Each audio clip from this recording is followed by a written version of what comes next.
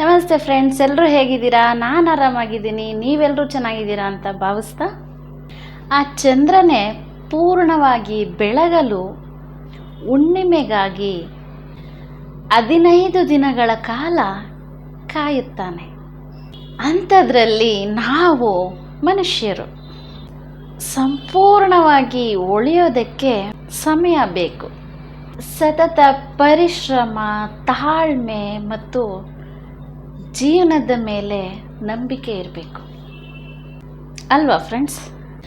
ಯಪ್ಪ, ಎಂಥ ಬಿಸಿಲಲ್ವಾ! ಈ ಬಿಸಿಲಲ್ಲಿ, ಈ ಶಕೆಲಂತೂ ಮನೆ ಒಳಗೂ ಇರೋಕ್ಕಾಗ್ತಿಲ್ಲ, ಮನೆ ಹೊರಗೂ ಇರೋಕ್ಕಾಗ್ತಿಲ್ಲ. ಬಟ್ ಎಲ್ಲೋಗ್ಬೇಕು ಅಂತಲೂ ಸರಿಯಾಗಿ ಗೊತ್ತಾಗ್ತಿಲ್ಲ ಅಲ್ವಾ ಫ್ರೆಂಡ್ಸ್?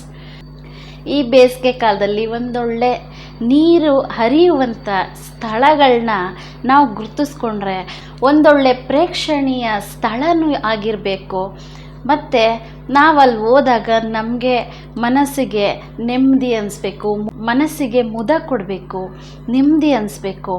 ಅಂಥ ಸ್ಥಳ ಒಂದನ್ನು ನಾನಿವತ್ತು ಹೇಳೋದಕ್ಕೆ ಹೊರಟಿದ್ದೀನಿ. ನಮ್ಮ ಟಿ ನರಸೀಪುರದ ಹತ್ತಿರ ಇರುವಂಥ ಮುಡುಕುತೊರೆ ಎಲ್ಲರೂ ಆಲ್ಮೋಸ್ಟ್ ಕೇಳಿರ್ತೀರ. ನಮ್ಮ ಕಾವೇರಿ ನದಿಯ ದಡದಲ್ಲಿರುವ ಈ ಒಂದು ಪ್ರೇಕ್ಷಣೀಯ ಸ್ಥಳ ಈ ಒಂದು ವಾತಾವರಣಕ್ಕೆ, ಈ ಬೇಸಿಗೆ ಕಾಲಕ್ಕೆ ಆ ಸ್ಥಳನ ನಾವು ವಿಸಿಟ್ ಮಾಡೋದ್ರಿಂದ ನಮ್ಮ ಮನಸ್ಸಿಗೆ ಮುದ ನೀಡುತ್ತೆ. ಒಂದು ಒಳ್ಳೆ ಪ್ರೇಕ್ಷಣೀಯ ಸ್ಥಳ ಆಗಿರೋದ್ರಿಂದ ನೆಮ್ಮದಿಯಾಗಿ ಒಂದು ಮೈಂಡ್ನ ರಿಲೀಫ್ ಮಾಡಿಕೊಂಡು ಬರುವಂಥ ಸ್ಥಳ ಇದಾಗಿದೆ. ಬನ್ನಿ, ಈ ಸ್ಥಳದ ವಿಶೇಷತೆ ಬಗ್ಗೆ ನಾನಿವತ್ತು ನಿಮಗೆ ತಿಳಿಸ್ಕೊಡ್ತಾ ಇದ್ದೀನಿ. ಈ ಮುಡುಕುತೊರೆ ಅನ್ನೋದು ಒಂದು ಪೌರಾಣಿಕ ಹೆಸರು. ಟಿ ಬೆಟ್ಟಳ್ಳಿ ಸೋಮಗಿರಿ ಎಂಬ ಗುಡ್ಡದ ಹಿನ್ನೆಲೆಯನ್ನು ಹೊಂದಿರುವ ಒಂದು ಶಾಂತವಾದ ಹಳ್ಳಿ ಇದಾಗಿದೆ. ಕಾವೇರಿ ನದಿಯು ತಿರುವು ಪಡೆದು ಮುಂದಕ್ಕೆ ಹರಿಯುವುದರಿಂದ ಈ ಪಟ್ಟಣಕ್ಕೆ ಮುಡುಕುತೊರೆ ಎಂಬ ಹೆಸರು ಬಂದಿದೆ. ಮುಡುಕು ಅಂದರೆ ತಿರುವು ಎಂದರ್ಥ, ತೊರೆ ಎಂದರೆ ಮುಂದಕ್ಕೆ ಹರಿಯುವುದು ಅಂತ ಅರ್ಥ. ಇದೆರಡು ಪದಗಳನ್ನ ಸೇರಿಸಿ ಮುಡುಕುತೊರೆ ಅನ್ನೋ ಪದ ಅನ್ನೋ ಹೆಸರು ಈ ಸ್ಥಳಕ್ಕೆ ಬಂದಿದೆ. ಈ ಸ್ಥಳವು ಶ್ರೀ ಮಲ್ಲಿಕಾರ್ಜುನ ಸ್ವಾಮಿಯ ಒಂದು ನೆಲೆಯಾಗಿದೆ. ಹಿಂದೂ ಪುರಾಣದಲ್ಲಿ ಮಹಾಭಾರತದ ಅವಧಿಯಲ್ಲಿ ಪಾಂಡವರಲ್ಲಿ ಒಬ್ಬನಾದ ಅರ್ಜುನನು ಈ ದೇವಸ್ಥಾನ ಇರುವ ಬೆಟ್ಟದಲ್ಲಿ ತಂಗಿದ್ದನು ಮತ್ತು ಶಿವನ ವಿಗ್ರಹವನ್ನು ಕೆತ್ತಿ ಮಲ್ಲಿಕಾ ಪುಷ್ಪದಿಂದ ಪೂಜೆ ಮಾಡಿದನು. ಮಲ್ಲಿಕಾ ಪುಷ್ಪ ಅನ್ನೋದು ಒಂದು ಬಗೆಯ ಹೂವು. ಇದರಿಂದಾಗಿ ಮಲ್ಲಿಕಾರ್ಜುನ ಎಂಬ ಬಿರುದು ಬಂದಿದೆ ಅನ್ನೋದು ಮಹಾಭಾರತದ ಪ್ರಕಾರ ಇರುವಂತಹ ಪುರಾಣ ಇತಿಹಾಸ.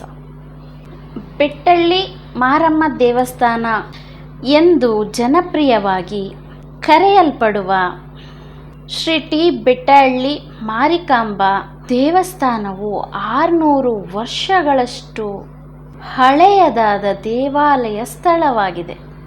2004ರಲ್ಲಿ ಕಳ್ಳರು ಅದರ ಮಧ್ಯಭಾಗದ ವಿಗ್ರಹವನ್ನು ಬೀಳಿಸಿದ್ರಂತೆ, ಕೆಡವಿದರಂತೆ. ಇದಾದ ನಂತರ ದೇವಾಲಯವನ್ನು ಪುನರ್ನಿರ್ಮಿಸಲಾಯಿತು ಅನ್ನೋದು ತಿಳಿದು ಬರುತ್ತೆ. ಇನ್ನು ಈ ದೇವಸ್ಥಾನದ ಬಗ್ಗೆ ತಿಳ್ಕೊಳ್ಳೋದಾದರೆ, ಬೇಸಿಗೆ ಪ್ರವಾಸಕ್ಕೆ ಹೇಳಿ ಮಾಡಿಸಿದಂಥ ತಾಣ. ಮೆಟ್ಟಿಲು ಏರಿ ಬೆಟ್ಟಕ್ಕೆ ಹೋದರೆ ಎದುರು ಕಾವೇರಿ ನದಿ ಹರಿಯೋದನ್ನು ನೋಡೋದು ಒಂದು ಮನಮೋಹಕ ಚಿತ್ರಣ ಅಂತಲೇ ಹೇಳಬಹುದು. ಶತಮಾನಗಳಷ್ಟು ಹಳೆಯದಾದ ಕಾವೇರಿ ನದಿ ತೀರದ ಮುಡುಕುತೊರೆ, ಅಲ್ಲಿನ ದೇವಸ್ಥಾನಗಳು, ಸುತ್ತಮುತ್ತಲ ನೋಟ ಎಂತಹ ಪ್ರವಾಸಿಗರನ್ನು ಕೂಡ ತನ್ನತ್ತ ಸೆಳೆದುಕೊಳ್ಳುತ್ತೆ. ಸರಿಸುಮಾರು 300ಕ್ಕೂ ಹೆಚ್ಚು ಮೆಟ್ಟಿಲುಗಳನ್ನು ಹೇರಿಕೊಂಡು ಹೋದರೆ ಸಿಗುವುದೇ ಬೆಟ್ಟದಲ್ಲಿರುವ ಮುಡುಕುತೊರೆ ಭ್ರಮರಾಂಬ. ಭ್ರಮರಾಂಬ ಸಹಿತ ಮಲ್ಲಿಕಾರ್ಜುನ ಸ್ವಾಮಿ ದೇವಸ್ಥಾನ. ತುಂಬ ಬೇಸಿಗೆ ಮೆಟ್ಲೆಂಗಪ್ಪ ಹತ್ತೋದು ಅಂದರೆ ಇಲ್ಲಿ ಮೆಟ್ಲುಗಳ ಮೇಲೆ ಮೇಲ್ಛಾವಣಿ ಕೂಡ ವ್ಯವಸ್ಥೆ ಇದೆ.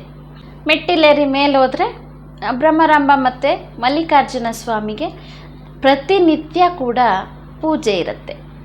ಈ ಮೆಟ್ಲತ್ಕೊಂಡೋಗಿ ಯಪ್ಪ ಸಾಕಾಯ್ತಪ್ಪ ಸುಸ್ತು ಅನ್ನುವಂಥವ್ರಿಗೆ ಮೆಟ್ಲು ಮೇಲೆ ಹತ್ತಿ ಹೋದಾಗ ಅದರ ಸುತ್ತ ಪರಿಸರವನ್ನು ನೋಡಿದ್ರೆ ಆ ನದಿ ಹೇಗೆಲ್ಲ ಹರಿತಾ ಇದೆ ಅನ್ನೋ ಒಂದು ಪ್ರಕೃತಿಯನ್ನು ನೋಡಿದಾಗ ಮೆಟ್ಲು ಹತ್ಕೊಂಡು ಹೋಗಿರುವಂಥ ಸುಸ್ತೆಲ್ಲ ಹೊರಟೋಗುತ್ತೆ ಅಂತಲೇ ಹೇಳ್ಬೋದು. ನರಸೀಪುರದಲ್ಲಿ ಕಪಿಲಾ ನದಿ ಸಂಗಮವಾಗಿ ಮುಂದೆ ವಿಶಾಲವಾಗಿ ಹರಿಯುವ ಕಾವೇರಿ ನದಿ ಇಂತಹ ಮೋಹಕ ಸನ್ನಿವೇಶವನ್ನು ಸೃಷ್ಟಿಸಿದೆ. ಕಾವೇರಿ ನದಿ ಇಲ್ಲಿ ಹೇಗೆ ಕಾಣಿಸ್ತದೆ ಅಂದರೆ ಇಲ್ಲಿ ಕವಲೊಡೆದು ಒಂದು ದ್ವೀಪವನ್ನು ಸೃಷ್ಟಿ ಮಾಡಿರೋ ರೀತಿ ಕಾಣಿಸುತ್ತೆ. ನಾವೆಲ್ಲೋ ಹೋಗಿ ಸಮುದ್ರದ ಮಧ್ಯೆ ದ್ವೀಪವನ್ನು ನೋಡ್ತೀವಲ್ಲ, ಅದೇ ರೀತಿ ಇಲ್ಲಿ ಆ ದೃಶ್ಯ ಆ ರೀತಿಯಾಗಿ ಕಾಣಿಸುತ್ತೆ. ಇಲ್ಲಿಂದ ಮುಂದೆ ಅದು ತಲಕಾಡನ್ನು ಸೇರಿ ಅದರಿಂದ ಮುಂದೆ ತಮಿಳುನಾಡಿಗೆ ಹರ್ಕೊಂಡು ಹೋಗುತ್ತೆ. ಈಗೊಂದು 4-5 ವರ್ಷಗಳಿಂದ ಮುಡುಕುತೊರೆ ಅದು ಬೆಟ್ಟದ ಮೇಲೆ ಏನಿದೆ ಆ ದೇವಸ್ಥಾನದ ಪುನರುತ್ಥಾನ ಚಟುವಟಿಕೆ ನಡೀತಾ ಇದೆ. ದೇಗುಲದ ಒಳಭಾಗವನ್ನು ಹೊಸದಾಗಿಯೇ ನಿರ್ಮಿಸುವಂತಹ ಕಾರ್ಯ ಇಲ್ಲಿ ನಡೀತಾ ಇದೆ. ಓಕೆ ಫ್ರೆಂಡ್ಸ್, ಇದು ಇವತ್ತಿನ ನನ್ನ ವಿಡಿಯೋ ಆಗಿತ್ತು. ಹೇಳಬೇಕು ಅಂತ ಅಂದರೆ ಜಾಸ್ತಿ ನಾನಿಲ್ಲಿ ವಿಡಿಯೋನ ಡ್ರ್ಯಾಗ್ ಮಾಡೋಕ್ಕೆ ಹೋಗಿಲ್ಲ. ಯಾಕೆಂದರೆ ಅದನ್ನು ನಾವು ಬಾಯಲ್ಲಿ ಹೇಳಿ ಎಕ್ಸ್ಪ್ಲೈನ್ ಮಾಡಿ ಆ ಮನಮೋಹಕ ದೃಶ್ಯನ ಮನಸ್ಸಲ್ಲಿ ಇಟ್ಕೊಳ್ಳೋದಕ್ಕಿಂತ ನೀವು ಆ ಸ್ಥಳವನ್ನು ವಿಸಿಟ್ ಮಾಡಿ ಅಲ್ಲಿ ನೀವು ಆ ರಮ್ಯ ಮನಮೋಹಕ ದೃಶ್ಯವನ್ನು ಕಣ್ತುಂಬ್ಕೊಳ್ಳೋದು ಒಳ್ಳೆಯದು ಅಂತ ನನ್ನ ಅಭಿಪ್ರಾಯ.